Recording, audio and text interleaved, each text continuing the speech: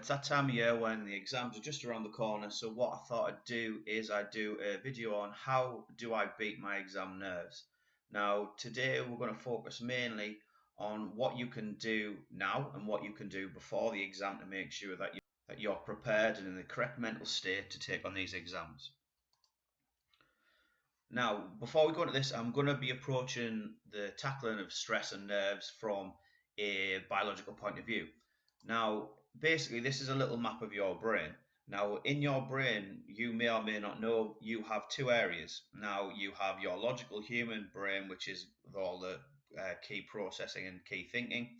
And then what you have in this red area here is your animal brain. Now, this is referred to as the chimp brain in some theories, such as the chimp paradox model, and it's also called the ape brain by people such as the tougher minds. Now, essentially what it is it's an animal brain that's basically geared for your survival. Now, this is the area that kicks off big time when your exams are about to come round. Okay, now the reason why is because this part of your brain is designed to keep you safe, and the upcoming exams are a psychological threat to you, and your brain process that. Now, what it's our job to do is do everything we can to calm this area of our brain so it allows our higher order thinking and our memories to flow from all that hard-earned revision that we've done. So everything I talk about today is going to come from this basis and how we can calm this brain area. Now, we're going to look at what I call the exam triangle, and the bit we're going to focus on today are how to deal with the exam nerves. Now, knowledge and exam technique are very, very important as well, and these three together form a very, very strong triangle that should allow you to perform well in your exams. Now, tip number one, okay, and what you need to realize is the stress and the anxiety that you're feeling about your exams is perfectly normal. Your parents are probably feeling it a little bit, your teachers are probably feeling a little bit of anxiety about your exams, but it is a perfectly normal physical response to the exams that are coming up. Now, what you need to realize is stress is just something in our body that is designed to get us to act. It's a driving force behind our behaviors. Now, if you have a little bit of stress, that's actually good because it'll sharpen up your brain function, it'll sharpen up your attention, it'll give you more drive and more focus. So actually a little bit of nerves, that's exactly what you want. But what we don't want is those nerves to get out of control and the brain area that we're talking about, that chimp area, that animal area, getting out of control so that we can't perform to our best. Now, tip two is if you are feeling nervous and anxious, a useful tool is to label your emotions. So if you are feeling nervous or anxious or worried, then you need to talk to someone and express that out loud. Bottling up emotions only lead to these issues getting worse. Now, the other key part is that you don't dwell. Now, what I mean by that is that you label the emotion, you talk about it for a brief time, then you move on and talk about something else. The more you dwell on the fact that you're anxious, the more anxiety will creep into your behavior. So, tip three, to try and avoid exam anxiety is to avoid what we call what if thinking. Now, this is the what if thinking. Now, what if I fail? What if I don't hit my target? What if I don't get the GCSEs I need to get into the college? Or what if I don't get the A levels I need to get to my university? Now, this what if thinking just leads to massive, massive anxiety issues. So what you need to do is just try and focus on the here and now. What is it that you need to do right now in order to prepare for your exam? If it's the day before, what revision do you need to do to make sure you're on track? If you're just about to go into the exam, have you had something to eat? Have you got a drink? Have you got all the equipment? Focus on what is happening in the now, not on the what if, and that should help calm that animal area of your brain down. Now, tip four is take regular exercise. When we get stressed, we get lots of hormones building up in our brain and building up our bloodstream. Now, this only makes stress worse. Now, it also makes sure that the animal area of your brain is more appeasable. That means it's easier to manage. So if you are regular exercise, not only does it lower your stress levels, but it also makes the brain area that causes the stress and anxiety easier to manage moving forward. Now, this does not have to be intense. It can be simple as you walking. So after you've done your revision, go for a walk with your parents or have a walk to your friends. Or if you like your sports, continue doing them. Do not sacrifice those when it comes to your exams, because as part of the whole package, it's really, really important. Now, tip five is move when you're nervous. So, if you are anxious, the worst thing you can do is sit down and think, I'm anxious. What you need to do is get yourself up, get yourself moving about. If that involves going for a walk and getting that exercise in, do that. If it's before your exam, what a lot of people will do when it comes to exams is they will walk to school, and then what they'll do is they'll stand still and they'll just talk about the exams and how nervous they are. That doesn't help anyone. What you need to do is basically get to school, move around, even if you have to do laps of the yard or whatever your school grounds are. Just do laps with your friends, talking about anything other than the exam or even the exam. But as long as you're moving, it should help lower your anxiety.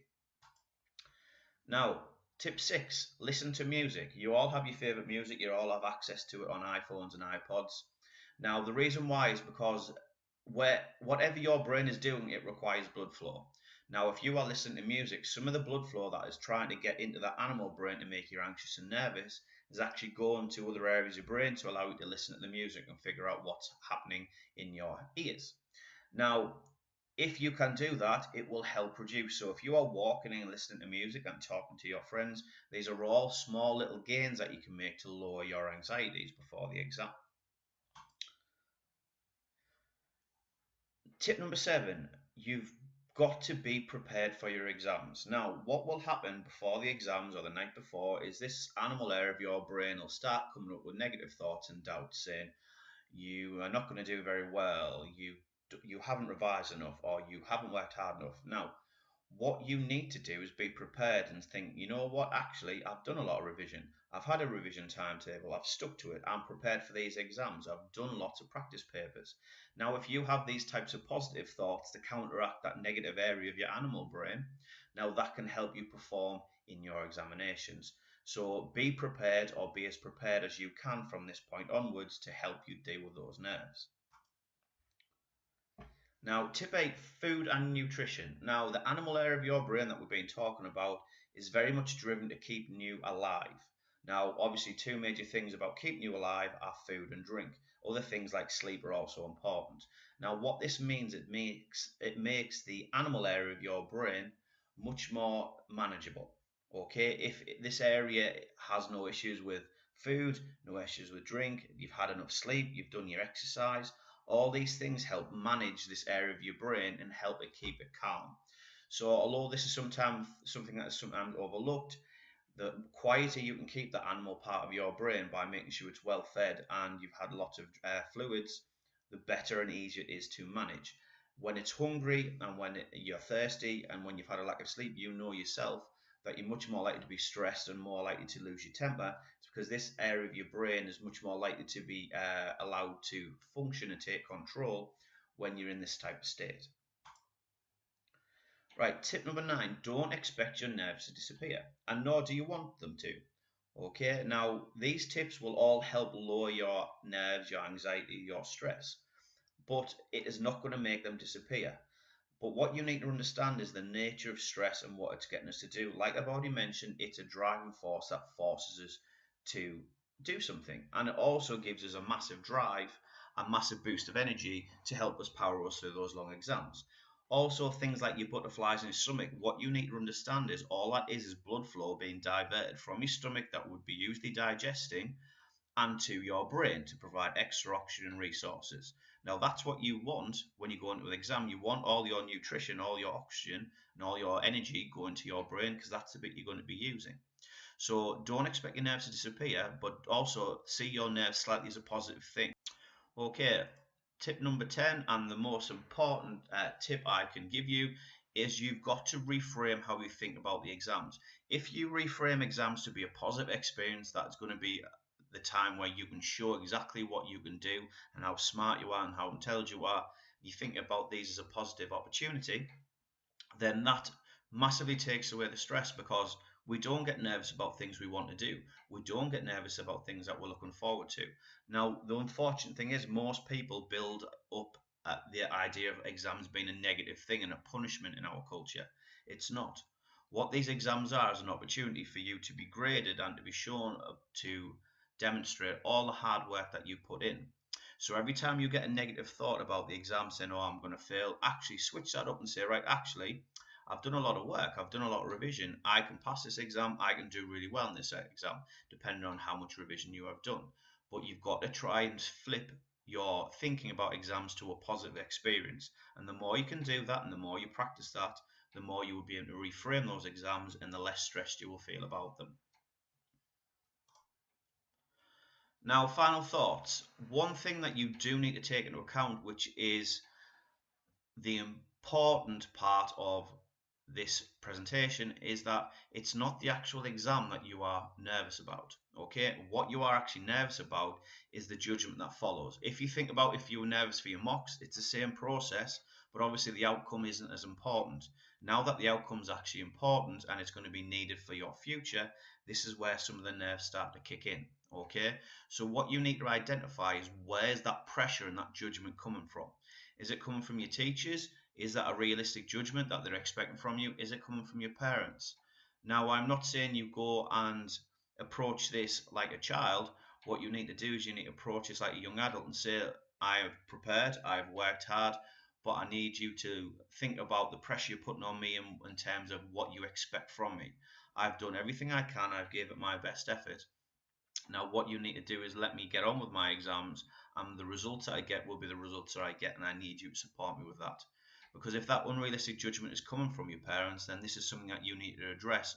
Otherwise, it's going to add to your nerves, and it's probably going to lead you to not doing as well as you can.